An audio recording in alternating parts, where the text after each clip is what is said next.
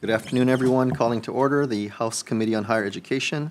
Today is Wednesday, February 12th, 2025. It is a few minutes after 2 p.m. On our agenda today, we have 6 bills, along with the decision-making only on a bill that we previously heard. Up first, we have House Bill 970 relating to chiropractic. This bill allows chiropractic students to engage in clinical practice as part of their college instruction if directly supervised by a licensed chiropractor. Up first, we have the Hawaii Board of Chiropractic. Providing comments? Good afternoon, Chair, Vice Chair. My name is Rochelle Rocky, Executive Officer of the Hawaii Board of Chiropractic. The board stands on written testimony offering comments. Thank you. Okay, thank you very much. Up next, the Hawaii State Chiropractic Association, testifying in support. Aloha, Ann Chung, testifying on behalf of Dean Shivers for the Hawaii Chiropractic Association. We stand on our written testimony in strong support. Thank you. Okay, thank you very much. That's all that we have scheduled to testify in person. Is there anyone in the room wishing to do so? Anyone via Zoom? Seeing none. Members, please note that we have testimony and support from a few dozen individuals. Members, questions? House Bill 970? Okay, I have one for the Hawaii Board of Chiropractic, please, Ms. Araki.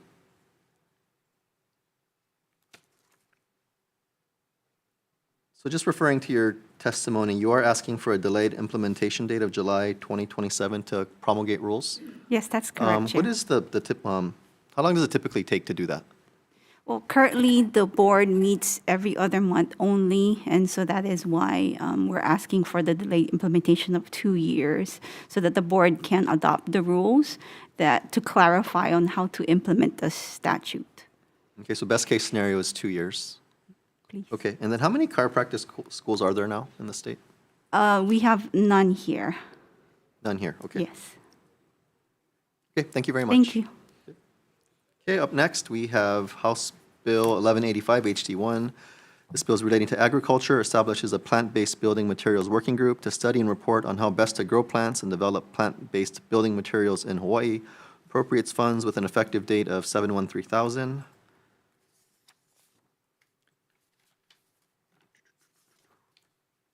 Up first, Ted Boland, Climate Protectors Hawaii and Hawaii Reef and Ocean Coalition testifying in support. Thank you, Chair, Vice Chair. Ted Boland, Hawaii Reef and Ocean Coalition and Climate Protectors Hawaii. We think this bill presents an opportunity that's kind of exciting for Hawaii, which is to have a new industry that provides green jobs both in growing and producing materials. Currently, almost everything we build with steel and timber, concrete, really high greenhouse gas emitting. On the other hand, the plant-producing materials, and there's several that I mentioned in my testimony, clumping bamboo, hempcrete, and biocements are carbon sequestering. So in addition to supplying a lot of green jobs, especially I think on the Big Island where we have the advantage of Hawaii has the advantage of a long growing season and a lot of water in some parts of the state, which is perfect for some of these plant materials. We not only have the materials grown here, produced here, they can be shipped at lower cost because a lot of shipping comes here and then leaves empty. So if you build, for example, bamboo plywood sheets, you can fill up a container and send it off at fairly low transportation costs, and saving all the transportation of bringing in trees and steel from the mainland. So this is a great opportunity. I urge the committee to adopt this. I'm available for questions. Thank you for the opportunity to testify. Okay, thank you. That's all that we have scheduled to testify in person. Anyone else in the room wishing to do so? Seeing none via Zoom, none either. Members, please also note we have testimony and support from the Hawaii Farm Bureau as well as 350 Hawaii. Any questions? Okay, Vice Chair. Thank you. Question for Ted. So Ted, growing the materials is one thing.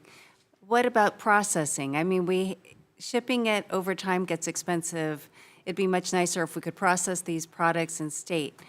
Are there plans in the work to look at these facilities that you're aware of? I am aware of the clumping bamboo people have already a pretty substantial industry in the Philippines where they not only grow it but process it and ship it. And that's the plan that I've heard from people in this business, is to do the same. Hempcrete, I don't know what their plans are as well, but I think it could be produced locally, and I think it should be for local use as well as for shipping out, and, not just shipping out the raw materials, but growing and then producing here, because that's where some of the jobs are as well. Thank you for the question.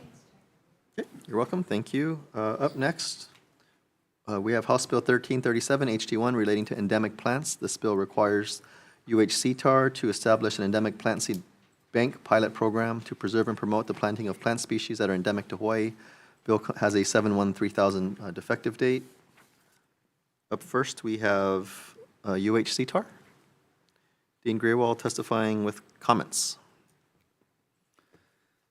Thank you, Chair and Vice Chair, for the opportunity. We do support this bill, and we do have comments about this, that we have the facilities in terms of land, but we would need to create a large-scale storage facility for seed, because this is not for just maintaining genetic material. This is to reforest, to reinvigorate. So it's a kind of large-scale operation.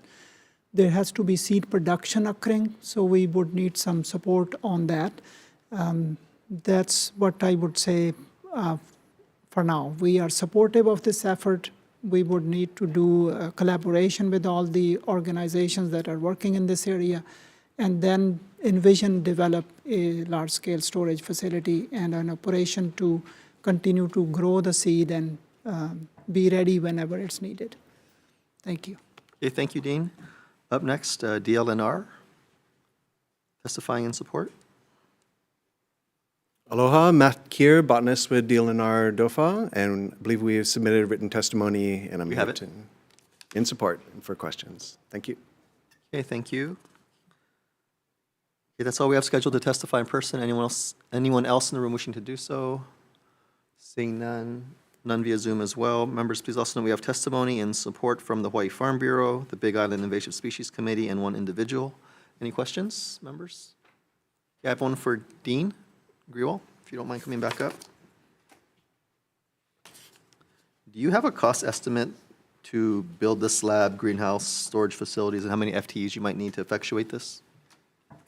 We haven't figured out how many people we might need, but overall, we are thinking that it might be, on a conservative basis, just on one island, around $6 million would be the cost of creating this large-scale storage facility that must be refrigerated, so that the seed can stay viable. And every so often, seed germination tests would need to be done. And then all those people who will be producing on different stations in different locations the seed, and then transporting them and putting them into the storage facility. Okay, So approximately $6 million to start. okay, and then undetermined FTEs to support it. Oh, correct. Okay, understood. Thank you. Oh, well, if you just stay there. I noted in DLNR's testimony, they said Lion Arboretum at UH already has one endemic seed bank. Do you know of any other facilities in the community? Correct. There are actually 4. We learned yesterday there are 4 separate facilities, but they are all focused on small-scale germplasm, so that we never lose the species. Mm-hmm. But they are not prepared, or they don't have capacity to do the reforestation. Understood. Okay, thank you, Dean. Thank you. Members, any other questions? House Bill 1337, HD1. Seeing none, we'll proceed on to the next bill. House Bill 1300, HD1.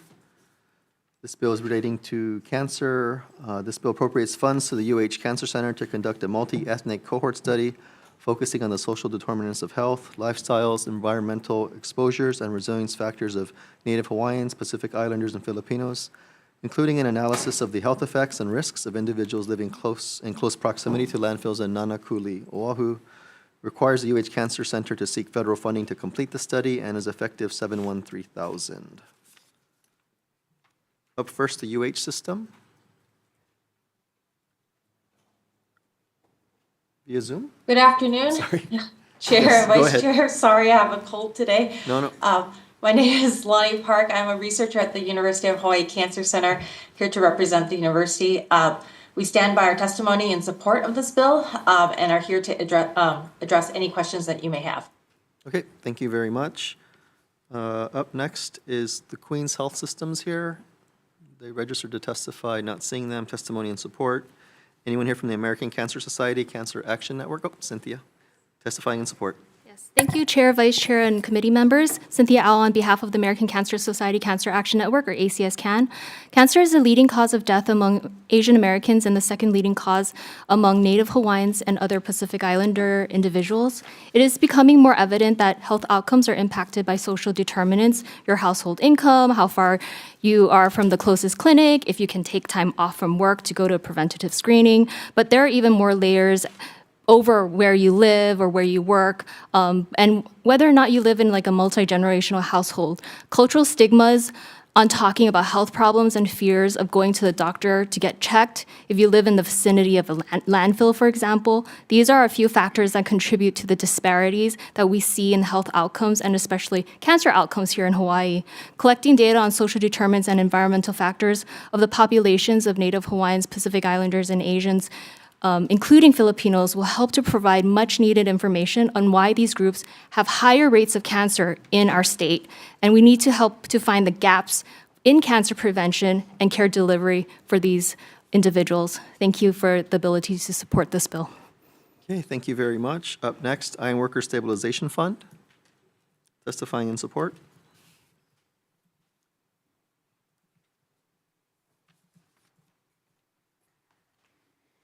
Hello, Chair, Vice Chairs, members of the committee. My name is Cody Sula with the Iron Workers Stabilization Fund. We are in support of HB 1300.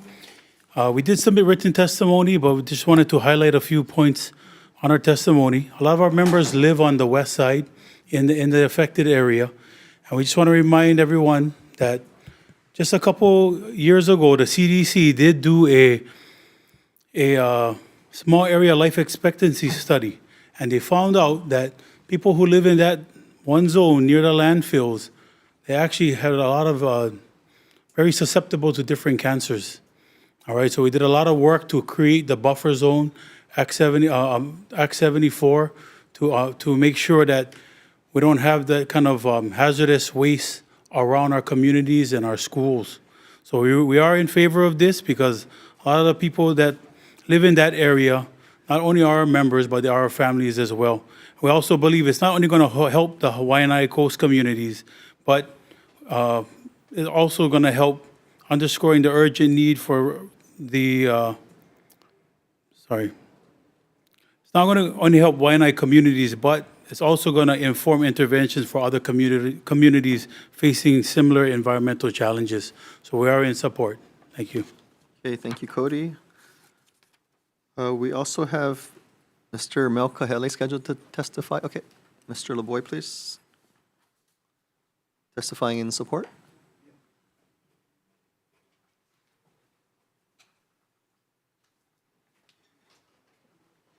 Good afternoon, Mr. Chair and committee members. Melkahele couldn't make it today, so I'm here to help him out. We highly support House Bill 1300. What I wanted to share with you guys today, we stand by our bill, but I just needed you guys to understand, we just came from a Building Trade Council meeting. We got 17 unions who have members living in the west side of the island, being affected by the landfill at Nanakuli. CDC on 2018 did a study, and they found that the landfill, living close to the landfill, will shorten your lifespan by 10 years. I don't know if you guys got this. But anyway, I just wanted to go through a list of the unions that's supporting this bill. We're talking about the electrical unions, elevators, the plasters, insulators, bricklayers, plumbers, sheet metals, IBEW, boilermakers, ironworkers, painters, glazers, floor layers, drywall tapers, roofing, and operating engineers. We're talking about 35,000 people, not counting spouses and other family members. We're looking at about 140,000 people. We urge you to please pass this, and thank you for your time. Okay, thank you very much. We also have Dwayne Bautista scheduled to testify in person. Is he not present? Okay. Okay, he does support. Thank you. Nope, not a problem. Okay, is there anyone else in the room wishing to testify? House Bill 1300 HD1. Okay, if not, anyone via Zoom? Okay, seeing none. Members, please also note we have testimony and support from the Office of Hawaiian Affairs. the Leukemia and Lymphoma Society, and a handful of individuals. Members, any questions? House Bill 1300 HD1. Yes, go ahead, Vice Chair. Is there anyone from UH, perhaps still on Zoom, or from the Cancer Center? Yes, Please. I'm available for any questions. Okay. Yeah. Okay, so, I see that federal funding will be needed to finish the study. Now, Yes. given that funding is being cut at the federal level across the board for so many critical areas, is there a contingency plan in place in the event that you are unable to get that federal funding to complete the study? So there are contingency plans. We will be continuing, we will definitely be applying through the NIH and through other mechanisms such as private funding sources, private foundations. I know that times are different now, but we have been quite successful in being able to have continuous funding for a previous cohort, and we hope to be able to use that experience for this.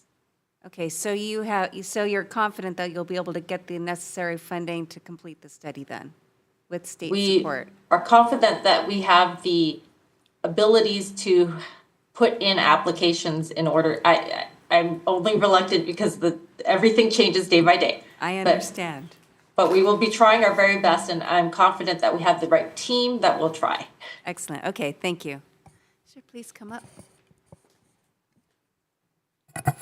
Director of the University of Hawaii Cancer Center. So the commitment to this project is something that, as a cancer center, is a high priority because it has drove us in terms of how we, it's not just about research, but leading to policy. So, and going to the next level is something that we are committed. Yes, indeed, there is a issue from the federal side, and we recognize that. And I wish I have a cash in front of me, but that is not the case. But it is from the perspective that it's a high priority project. So we are confident that we're able to support this continuously so that project will not, default. Thank you. I'm sorry, Dr. Ueno, could you come back up, please? I think a prior version of the bill requested $500,000 a year over a 2-year period. Does that number sound about right in terms of the state share? Or Dr. Park, if you want to? Yes, Yeah. I will sorry, go confirm ahead. it's the same amount. Thank you, Dr. Bueno. That is the same amount, $500,000 per year for a 2-year period. Okay, and then how much of a federal contribution would you need on top of that to succeed in this study? So there was a NOFO that was out that it would allow us to apply for $10 million over a 5-year period. Whether or not that will continue is different, but there are other options that will allow us to apply for at least $500,000 per year. Okay, and would you need additional FTEs to do this study, or would that come with, could you do it with your current staffing?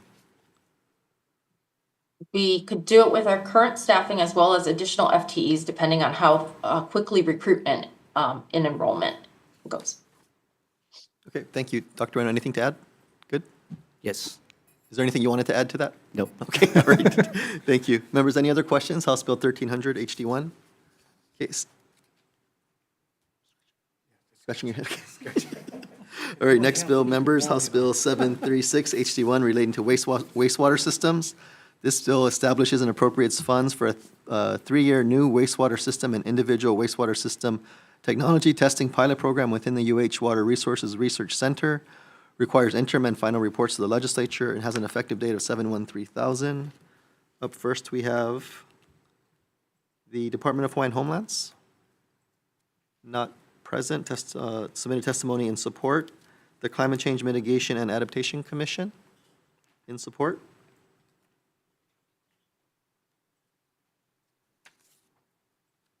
Aloha Chair, Vice Chair, members of the committee, Leah Laramie with the Hawaii State Climate Change Mitigation and Adaptation Commission. We stand on our written testimony in support and available for any questions. Mahalo. Thank you. Up next, Hawaii Reef and Ocean Coalition, testifying in support. Thank you, Chair Garrett, Vice Chair Amato, and members of the committee. Ted Boland for Hawaii Reef and Ocean Coalition in strong support. Cesspools are the largest source of pollution, water pollution in Hawaii. Unfortunately, upgrading cesspools is very expensive.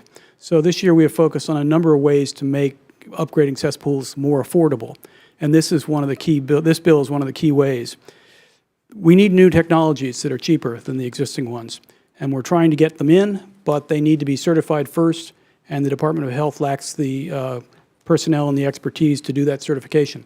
So this bill would supply some money for the University of Hawaii Water Resources Research Committee to investigate and to provide the Department of Health with the information they need to make decisions on certification, evaluating the affordability, feasibility, and efficiency of treatment technologies, performing tests and studies, and submit results to the department. So this is an opportunity to have new technologies more affordable and perhaps to get more cesspools in at lower cost. So I strongly urge you to pass the bill. Thank you for hearing it and for putting it in. Thank you. Okay, thank you. That's all that we have scheduled to testify. Anyone else in the room wishing to do so? Sorry, Department of Health? Okay, sorry. Testifying in support. Chair, Vice Chair, committee members, this is John Nagato, Department of Health. The department stands on its written testimony in support. Thank you. Okay, thank you. Anyone else in the room? Yes, please. Just identify yourself, please. Hello, Chair, Vice Chairs. My name is Dr. Kim Felinsky. I'm an affiliate faculty member at Water Resources Research Center, and I'm very excited to see this bill get to this point. Please, I stand in strong support. Thank you very much. Okay, thank you. So you work with Dr. Yan, who submitted testimony, correct? Okay, thank you. Okay, anyone else in the room wishing to testify? Seeing none, anyone via Zoom? None either. Members, please note we have testimony in support from Water Consulting, Inc., the Environmental Caucus of the Democratic Party, Wastewater Alternatives and Innovations, and several individuals in support. Members, any questions? House Bill 736 HD1. If not, Mr. Bolin, if you wouldn't mind coming up, please. Can you just describe to the committee some of these technologies that might be out there that haven't been certified that we might be able to incorporate one day? Yeah, they run the gamut from individual wastewater systems to cluster sewers. Individual wastewater systems, there are different types of things that also involve plants, for example, and smaller size package systems. The current system we have is mostly septic systems. Those are very expensive, largely because you have to dig a big hole in the ground, so you got to get an excavator. If you can make this hole smaller or avoid excavation altogether with something on the surface, that's really great. The types of things we're talking about do some treatment of the waste before it goes into the ground, and so you need less of a leach field, which is another part of the expense. Sewers are very expensive. They're a good form of treatment, but unless you're very close to the sewer, that's very expensive. So we're looking into things that will work in neighborhoods with cluster systems. So you have a group of homes in an area remote from the municipal sewer, but big enough to have the density to justify the expense. Another thing we're talking about on the individual wastewater system I should have mentioned is perhaps being able to use, in some instances, reuse the cesspool hole. And if it's structurally sound and big enough, then you don't need to do the excavation there. So these are some of the things, and Stuart Coleman of Wastewater Alternatives and Innovation could tell you more. He put in testimony, I think, and you could address questions to him offline if you have more that I haven't been able to answer. Thank you for the question. Appreciate that. No, thank you very much. Okay, members, any other questions? House Bill 736 HD1. Seeing none, we'll move on to our next bill, House Bill 531 HD1, relating to special number plates. This bill authorizes the issuance of special number plates to recognize the UH Cancer Center, has a defective date of 7/1/3000. Up first, Dr. Ueno with the UH Cancer Center, testifying in support. Yes, dear Chair and Vice Chair and the committee members, so we stand on this testimony. This license plate will provide us, one, to really, it's a fundraising system, but not only that, it's about visibility, and it will help us to really let people know that what the existence of University of Hawaii Cancer Center, as well as the person who is donating through this system allows to show the support to the cancer center. So it's one is a visibility, but the other is really about showing the kind of the will to really make a difference in our cancer community. So thank you very much, and we strongly support this bill. Okay, thank you, Dr. Reno. Up next, ACS Can. Also testifying in support? Chair, Vice Chair, and committee members, Cynthia Al on behalf of American Cancer Society Cancer Action Network, or ACS-CAN. UH Cancer Center is the only National Cancer Institute designated in the Pacific area and the top 4% of cancer centers in the U.S. Specialty plates would allow supporters of the Cancer Center to publicly do so and create additional funds for the Cancer Center. Thank you. Okay, thank you. Is there anyone else in the room wishing to testify? No one via Zoom. Members, please note we have two testimonies from individuals in support. Members, any questions? House Bill 531, HD1. Okay, if not, Dr. Ueno, since you came all the way over here, might as well ask you a few questions. Do you have any projections how much money you might be able to raise with this kind of a special plate? So it's probably less than 100,000 or plus minus in that area. Okay, thank you. Members, any other questions? Seeing none, we'll move on to our last bill of the day, House Bill 1494, proposed HD2. Members, if you'll just indulge me before we go into this, I did receive prior concurrence from the Water and Land Chair to essentially undo his amendments that were made in the Water and Land Committee. I just wanted to, as the introducer of this bill, just kind of explain where I'm coming from in terms of introducing this. There might be some misinformation or people might misunderstand why I did so. My interest in introducing this bill was just to make sure that UH football's interests were protected in the event that the NACED project, for whatever reason, might not proceed. Just to make it clear, I'm not rooting for NACED to fail, but I think it's important and prudent that we have a backup plan in the event that it doesn't go through, so UH's football program's interests are protected. So with that, up first, I'm sorry, I should read out the description. Again, this is a proposed HT2. It's a little lengthy, but bear with me. This bill lapses appropriations of GO bonds previously authorized for the planning, design, and construction of a stadium in Halava by the Stadium Authority, transfers certain special fund monies earmarked for the development of a new stadium in Halava to the general fund, authorizes the issuance of GO bonds for a new stadium at the University of Hawaii at Manoa campus, renames the Stadium Authority as the Halava Redevelopment Authority and the Stadium Development District as the Halava Redevelopment District, amends the powers and duties of the Halava Redevelopment Authority, effective 7/1/3000. So members, again, that's the proposed HD2 that we're debating today. So with that, up first, we have DBED. Testifying in strong support? Strong, the second word is a little different. Testifying in opposition, please proceed. With all due respect to the chair and the committee, yes, you have my testimony. We do. We're in opposition, strong opposition to this bill, but we still want to, work with you to figure out how can, and hopefully we can come to some direction because, as I said in the last committee, everybody probably remembers if they were old like me, and some of these guys are old like me, when UH played BYU and the stadium was rocking and there's 50,000 people. We know that we won't build a stadium that will have 50,000 people, but we need to come close because we think the people of Hawaii deserve something of that stature. And so for that and other reasons, and you have my testimony, we're in opposition, but Chair, we would really appreciate the opportunity to work with you going forward on how we come up with solutions. So thank you for this opportunity. Of course, thank you, Director. Up next, Comptroller. Also testifying in opposition. Chair, Vice Chair, members, Keith Regan, Comptroller for the State of Hawaii, Department of Accounting and General Services. We stand on our written testimony in opposition to this measure and look forward to answering any questions that you or the members may have. Mahalo. There might be one or two. Up next, the Stadium Authority. Also testifying in opposition. Good afternoon, Chair, Vice Chair, and members of the committee. Chris Sarayasu, Interim Stadium Manager with the Stadium Authority. We stand in our written testimony in opposition. Thank you. Okay, thank you. Up next, University of Hawaii System, providing comments. Thank you, Chair. University of Hawaii, Calbert Young, Vice President for Budget and Finance for the University System.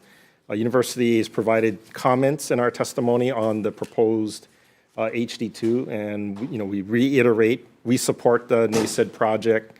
We are expecting and relying on the state to be able to deliver on the NACED project timely and to reduce the impacts that have already been felt to the university and UH football. Thank you. Okay, thank you, Mr. Young. Is there anyone else in the room wishing to testify? Seeing none, anyone via Zoom? None. Members, please note we have testimony opposition from the General Contractors Contractors Association of Hawaii in opposition, and one individual testifying in support. And I promise I had nothing to do with that. Okay, members, questions? House Bill 1494. And members, just remind everyone that the scope of this committee is higher education, so if you could narrow your questions to that, to the jurisdiction of this committee. Members, any questions? You're going to let me have all the fun? Okay, Mr. Young, please.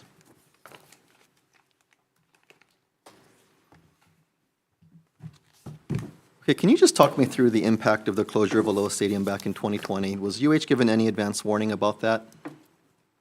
I don't believe so. Certainly not advanced to the point where the university was able to plan for scheduling or anticipating a new venue. So the contests and the location of the contests are determined, we're talking years in advance. So closing Aloha Stadium as quickly as it happened affected a lot of state programs that utilize the stadium. But for the University of Hawaii, because of these planned contests into multiple seasons forward, that was a significant impact, yeah. Okay, and then did the state give any money to UH to come up with this temporary stadium at Ching Field? So to start, the university was notified in January of 2020, I believe, that Aloha Stadium was no longer going to be available. But that was roughly 8 months before the start of the 2020 season. And that was also, trying to get whatever needed to be done to put Ching Field into a condition to hold contests was very short. The legislature was in session, but that session, the 2020 session, was cut short because of COVID, and also did not result in any funding to the university for Ching Field. Okay, and then how much did it cost to construct this temporary bleachers and whatnot to make Ching Field playable? I'm going to look over to Jan Govea. So my understanding or recollection on the order of magnitude, so there was 3 phases, right? In 2020, it was to expand Ching Field from its permanent configuration, which was there was concrete seating, if you will, that was like 2,500 seats, but only on one side of the field. So the first year was to add another 2,500 temporary bleachers as seating to bring that number up to 5,000 or 7,500. No, the first initial year, 10,000.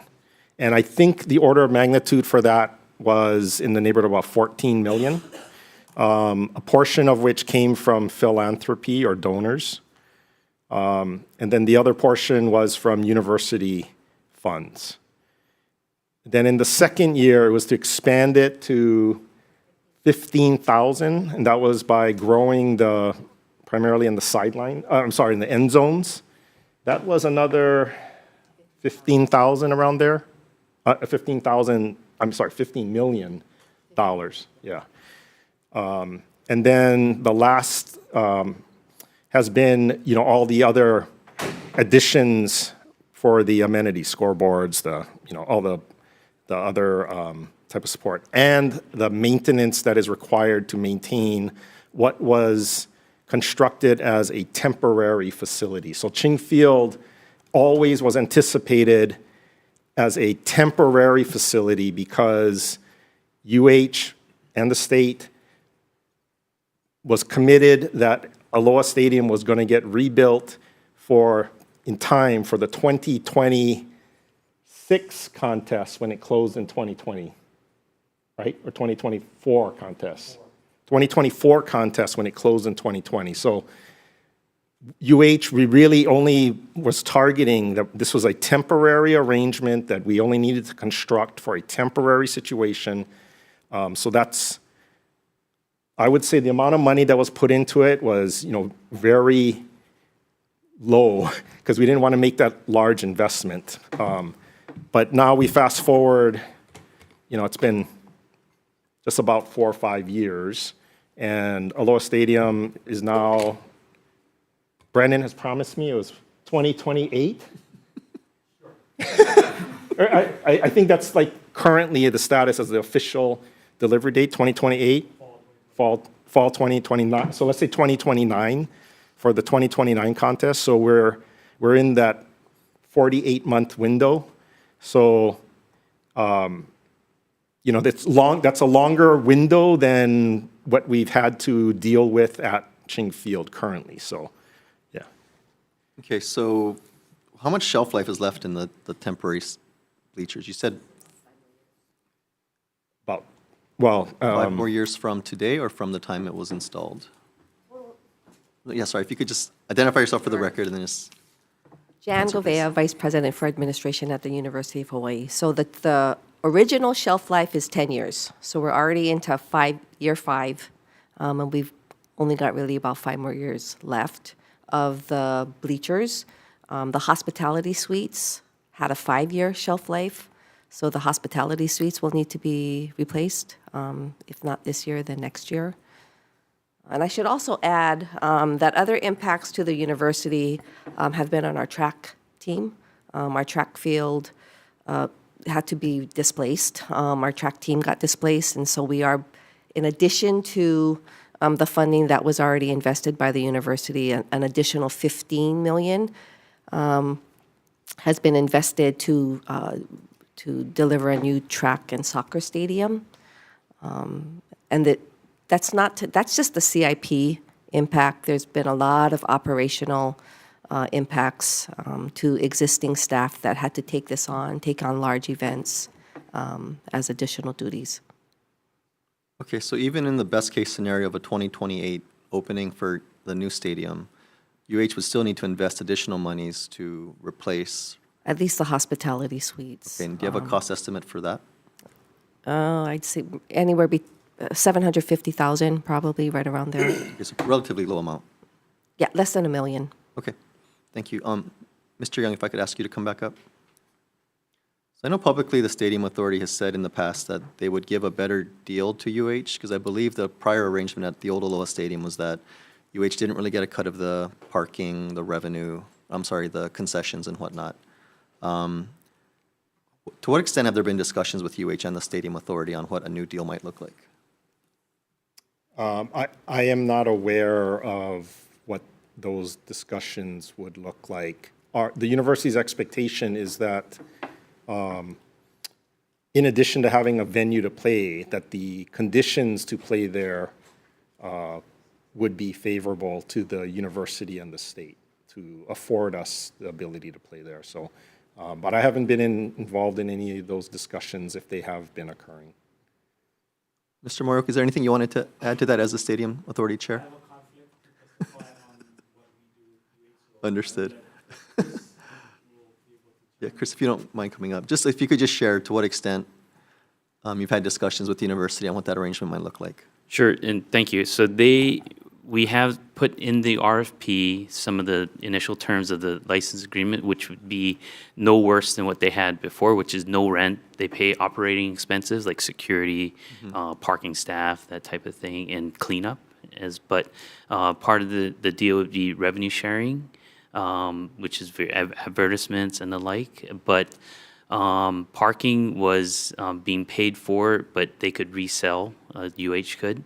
And then also all ticket receipts would go to UH for the game. So that would continue. Okay. But no rent would continue as well. Got it. Okay, thanks for clarifying. Let's see here. Sorry, Mr. Young, if you come back up. Sorry, we only have one microphone there, no table either. I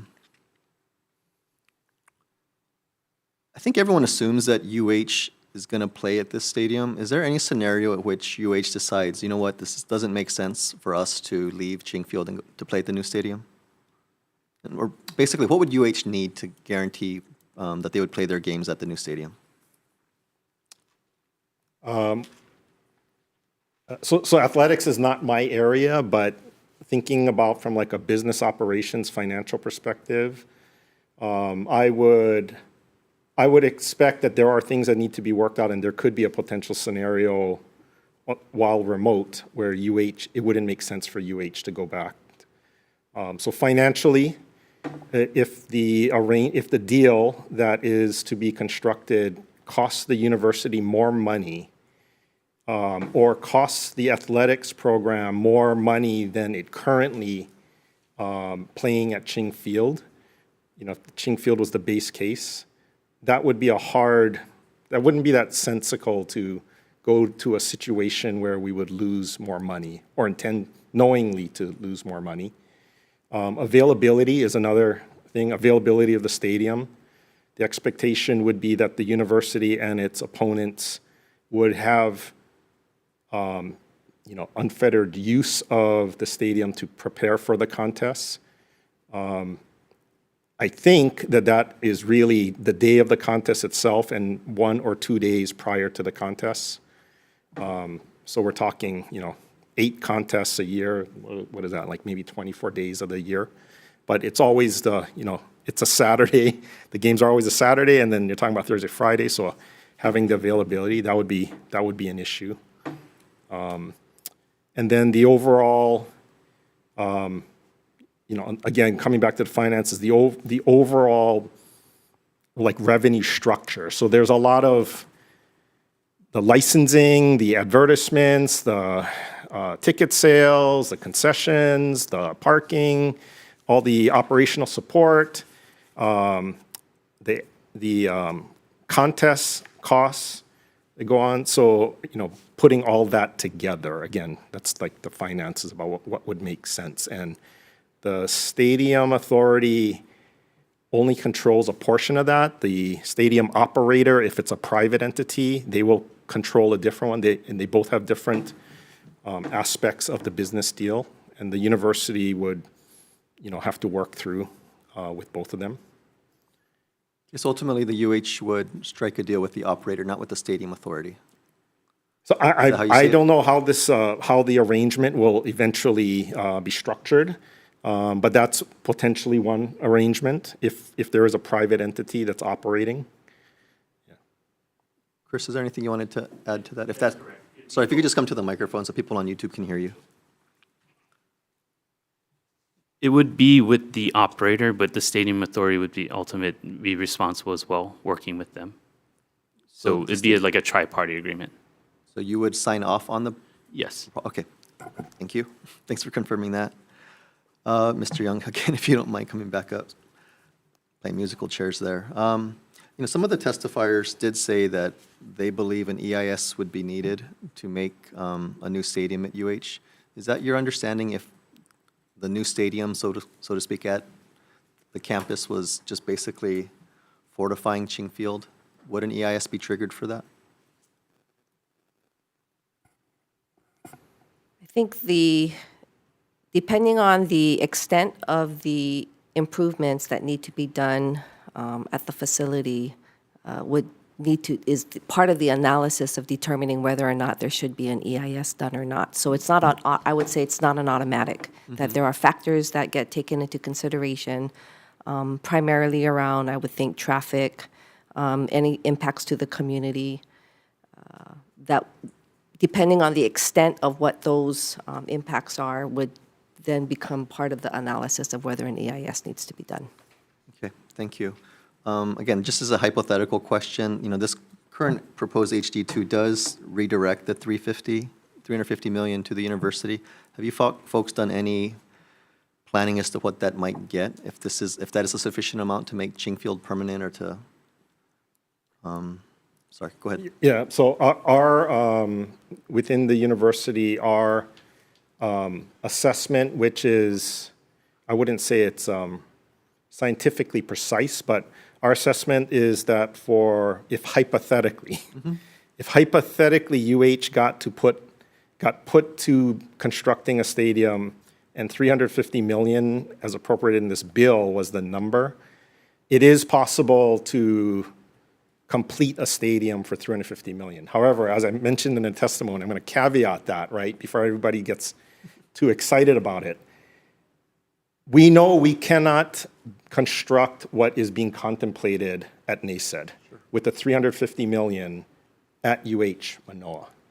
When I say that we guarantee that we can construct a stadium, that's pretty much all the guarantee is. I'm making no commitments that this is going to be 15,000, 20,000, 25,000, that it's going to have individual seating, rooftop, there's nothing that. For 350 million, we can conclude a stadium that would meet UH's football NCAA needs. That's it. And it could be available for other, football contests, high school or whatever, but it's not, everything that is being contemplated at NACED is far greater than just that basic utility. Okay, and then if you were, again, hypothetically speaking, would that require the closure of Ching Field? And then you would renovate this at once, or do you envision a scenario where you could possibly do this in phases where games could continue on? I think that's one of the concerns, is that it would take 10 years or so to build a stadium from scratch. Well, I think depending on the approach, it wouldn't take 10 years. But it would take multiple years, and it would span across multiple seasons. So it would have to be in phases.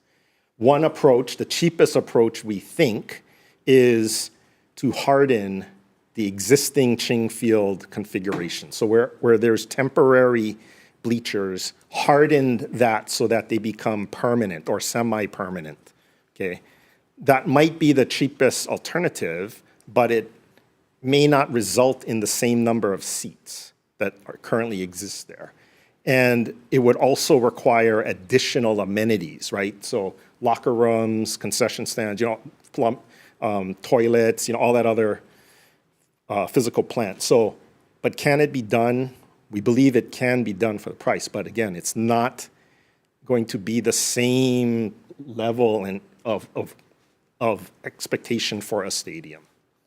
Okay, thank you for all that. Again, just acknowledging that's a hypothetical scenario, but I'm glad you've at least done some contingency planning, just as a backup plan. Just last question, if, for, again, whatever reason, the NACED project does not go through, the money would lapse 6/30 of this year, June 30th. What would the impact of that be on UH? So from a athletics operation and a business operation, that would be detrimental because we would be left on July 1st with no plan or vision as to what is supposed to be the solution, the stadium solution for UH. So it has already been said that the University of Hawaii football complex, the Ching Field, is literally the worst venue in the entire Division I. We're talking about 200 schools, okay? So it is the worst. But again, it was only intended to be temporary.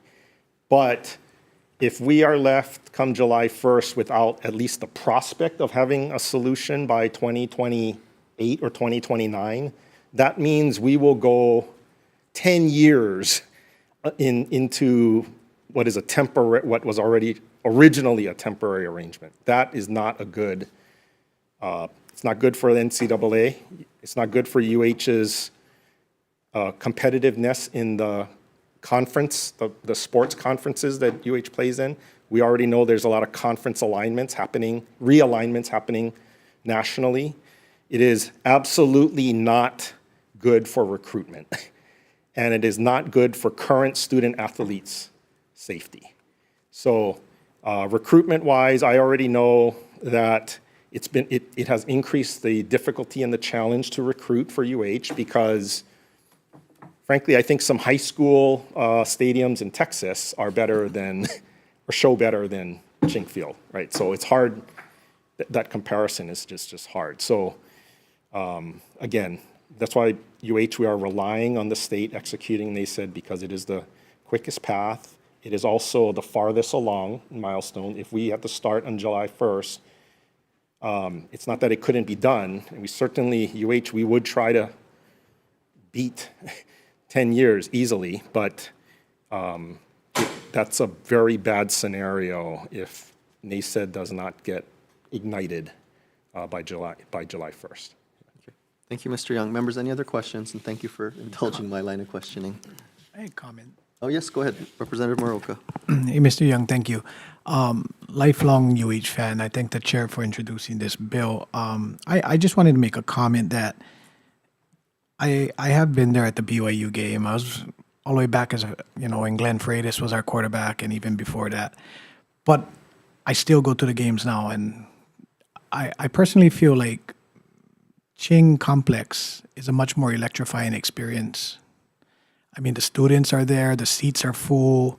When you go to the stadium on an average year, it's so empty. It's almost like, as a coach myself, it's almost like a morale killer. So I just comments, when I go to Ching Complex and you see those seats full, the players on the field, they react to that. Yeah. So I just wanted to let that out. I mean, to be clear, there definitely have been positives that this exercise has, shown, and your comments are not alone. I mean, I don't go to football games. Never, I previously haven't, but I have heard from a lot of season ticket holders and students that do, and they echo some of the same comments. It's a more intimate experience. For the amount of money that we did spend on Ching Field, it actually shows very nice on TV. I guess until you go there in person, where you see the whole thing. But definitely there are positives, and some of those things are, we hope we wouldn't lose that in going back to Aloha Stadium. But I do know that we struggled to get students to go to Aloha Stadium. I mean, we literally give them free a bento lunch and a free ticket and a bus ride out there, and we still struggled. I was going to say that. The students showing up at Ching Field because it's on Amazing, campus, yeah. convenience, definitely is a positive. And there's a different vibe to the Yes. games, I suppose. Yeah, so, that's very much appreciated. Thank you, Representative. Yes, Representative Kila. Thank you, Chair. Albert, let me just start, and then I'll get to where I'm going. I have the position, and maybe it's not the same, is that sports doesn't always have to operate in the case that it's a return on investment or breaking even, because I think sometimes the money is spent, maybe money is spent or lost here, but we gain it elsewhere, right? And to the extent that, I don't care if UH winning or not, but to what Rep. Moroka and I think Chair Garrett has shared on several occasions, that when you increase student morale, these students are the ones that think highly of their education experience at the university. They then turn into the donors that fund many different things at the university. And so I'm aware of maybe like an upfront investment, but would you potentially have the same sentiment that upfront loss have a long-term reinvestment, that there's not necessarily a fiscal dollar you can put on? I certainly can appreciate the qualitative values that benefit the university and the state. Athletics, most Division I athletic programs, whether they have football or don't, lose money. I mean, they are not self-sustaining. UH is in that very large. So I always say UH is not in athletics for UH.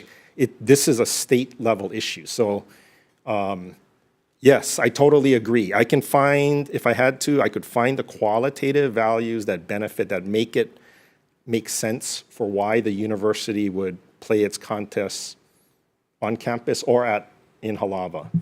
On the business side, though, the reality is we are striving that UH athletics can put together the financial construct where it could be in the minority of at least being self-sustaining, or not rely on so much non-athletic funding from the university or from the state, for that matter. That's a very steep hill. So if this was the question put to a stadium in Halava with NASED or on campus, I'm not viewing it as money maker, but it has to make sense for whatever, all of these things, the quantifiable benefits as well as the qualitative benefits. And in the issue of, for NASED, the big value is it's the farthest along. Where it is now is the farthest it's been the last 4 years. So there's a chance that it can get executed, and it could get executed faster than if the university took this on starting July 1st. alleged, I mean, I hear your point, right? But I think my sentiment is that this is like our last breathing attempt for NACET, because if we are all stewards of taxpayer money, I think if this goes in the way that it may, there's no way the taxpayers will allow us to potentially even consider this project ever again. And I think, to your sentiment, as farthest along that NACET may be, if we don't have a backup plan, but also kind of just actually thinking what the possibilities are, I think we would be failing our constituents. And I don't want to speak for everyone, but I think that's the position I would have. And when I'm meeting, I had the privilege to meet with some of your athletic coaches, and they tell me, like, how do you sell a school to a potential athlete when you tell them, hey, your stadium is 7 miles away, and their experience, I mean, it plays totally into the realm of recruitment and retention.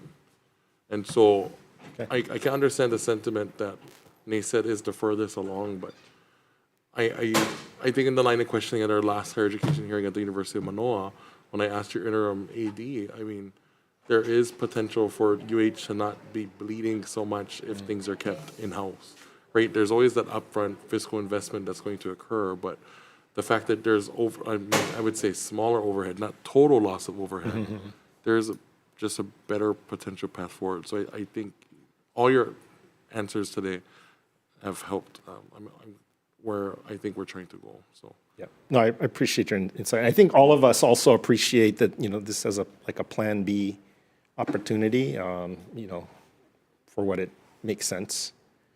So you don't want it as Plan A? No. Thank you, Chair. Causing trouble with Keela. Members, any other questions? Thank you for your support.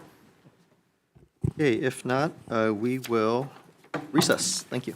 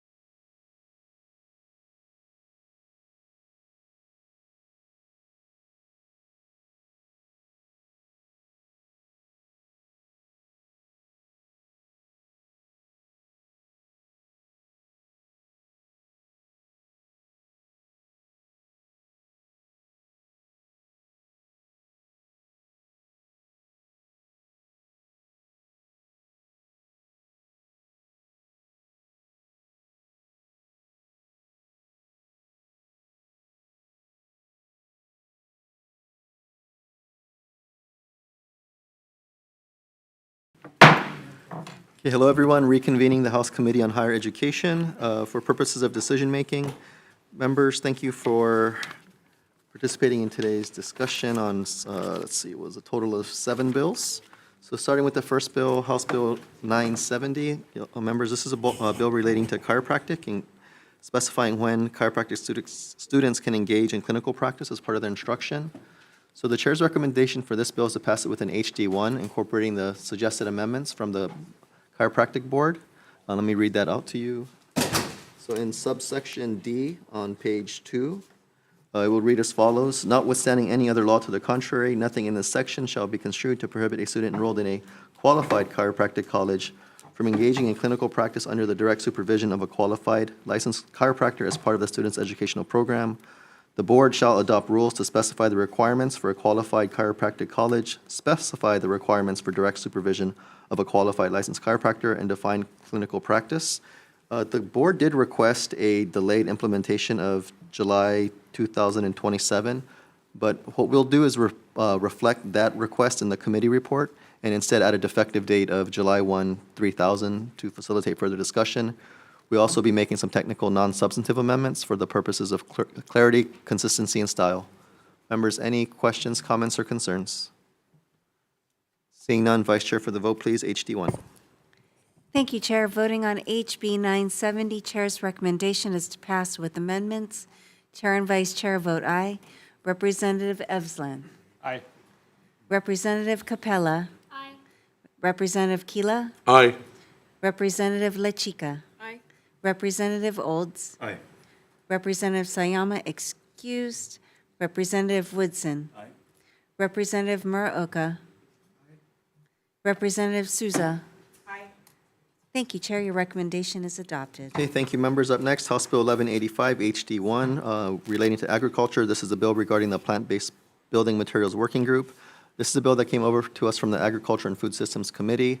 I'll note that it already has a defective date, but we will propose, the chair proposes an HD2 to make some technical, non-substantive amendments proposed by HMSO for purposes of clarity, consistency, and style. Members, any discussion?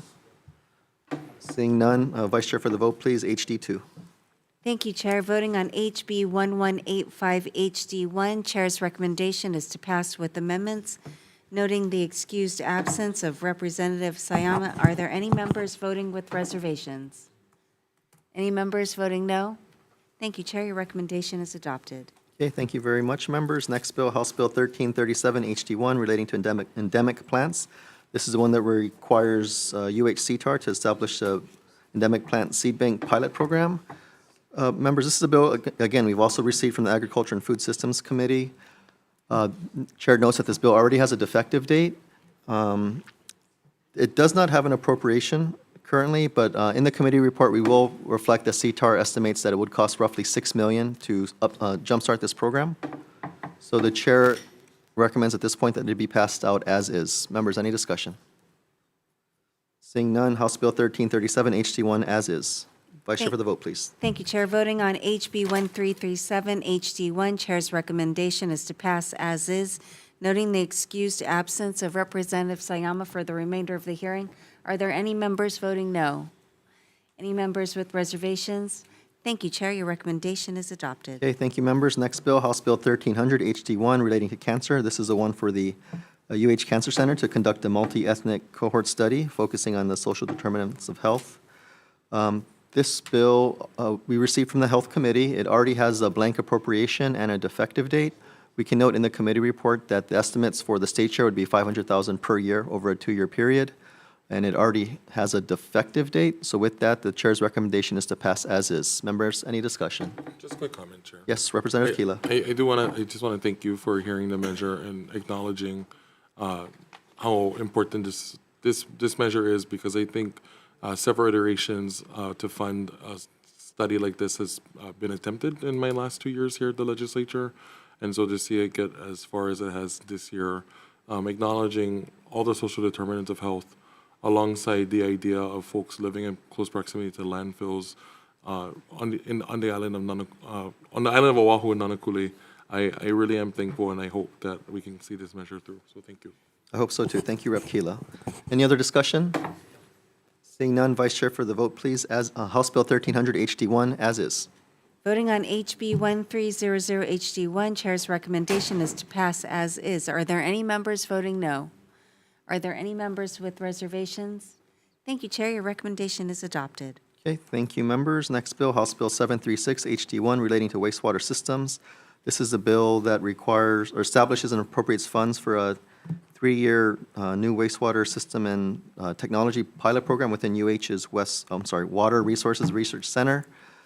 A lot of testimony on this one. This one came over from the EEP committee. The testimony from members or from various individuals noted that there's roughly 80,000 cesspools, and this just isn't in coastal areas. I was surprised to learn that there's actually several in my district in Manoa and Tantalus. And we'll note in the committee report that UH's cost estimate is $745,325 for a 3-year period. Noting that the bill already has a blank appropriation and a defective date, Chair's recommendation is to pass this as is. Members, any discussion? I just want to say thank you, Chair. This is an incredibly important bill to my district with many cesspools as well. Thank you. Understood. You're very welcome. Members, any other discussion? Seeing none, Vice Chair for the vote, please. House Bill 736 HD1 as is. Voting on HB 736 HD1, Chair's recommendation is to pass as is. Are there any members voting no? Are there any members with reservations? Seeing none, thanks, Chair. Your recommendation is adopted. Okay, thank you, members. Next bill, House Bill 531 HD1. This is the bill authorizing special number plates to recognize the UH Cancer Center. This is a bill that came over from the Culture and Arts Committee. Noting Dr. Ueno said it might raise $100,000, which isn't the highest amount, but recognizing UH Cancer Center needs all the support it can get, and this would be a good license plate just to show support from the community and UH Cancer Center's mission to beat cancer. So with that, members, this bill already does not have an appropriation and already has a defective date. So with that, the Chair's recommendation is to pass as is. Members, any discussion? Just thank you for this, because, sometimes it's not about all the money you can bring in. Sometimes it really is about raising public awareness. So I'm excited about this one. Thank you, Chair. Well said. Thank you, Vice Chair. Any other discussion? Seeing none, Vice Chair for the vote, please. House Bill 531 HD1 as is. Voting on HB 531 HD1, Chair's recommendation is to pass as is. Any members voting with reservations? Any members voting no? Thank you, Chair. Your recommendation is adopted. Okay, thank you, members. The last item on the agenda for today, House Bill 1494 on the proposed HD2. Again, just want to thank you folks for indulging my line of questioning. I'm the first one to acknowledge that building a stadium at UH Manoa is not the ideal solution. I recognize a lot of work has already gone into NASED. That being said, I think it's important for the legislature, as stewards of taxpayer dollars, to have a backup plan in the event, however unlikely it may be that NASED does not go through. I think it's important that we have UH football's interests protected, and I think this bill serves as that off-ramp to allow us to address this session in the event that NASED does not go through, again, for any reason. So again, I think this bill just buys us some time, and we'll see what happens in the next few months as the NASED project moves along. So with that, members, any discussion? Okay, seeing none, House Bill 1494, HD2. Vice Chair for the vote, please. Thank you, Chair. Voting on HB 1494 HD1, Chair's recommendation is passed with amendments. Are there any members voting no? Are there any members that have reservations? Thank you. Reservations for Representative Olds. Thank you, Chair. Your recommendation is adopted. Okay, thank you, members. That bill will go on to Finance, and we'll leave it with them to figure out the best course forward. Members, please also note we have one item from our that was deferred from Wednesday, February 5th. This is House Bill 1352. You'll recall this is the bill regarding the Ihoa na Mo'olelo program at the University of Hawaii. We deferred this bill because the language did not exactly specify in the bill what the money would go toward. So we did speak with Dean Osorio at the UH Hawaii Nui Akea School of Hawaiian Knowledge, as well as the bill introducer to specify those positions. So the HD1 that we did circulate to the committee a few days ago, it did specify those positions. So for the record, it's for a graduate assistant, undergraduate writers, and a new website domain. So for the HD1, we will reflect those three positions, or those three items, but we will blank out the appropriation and put in the amount in the committee report for the Finance Committee's consideration, should they choose to schedule it. And lastly, we'll add a defective date of 7/1/3000 to facilitate further discussion.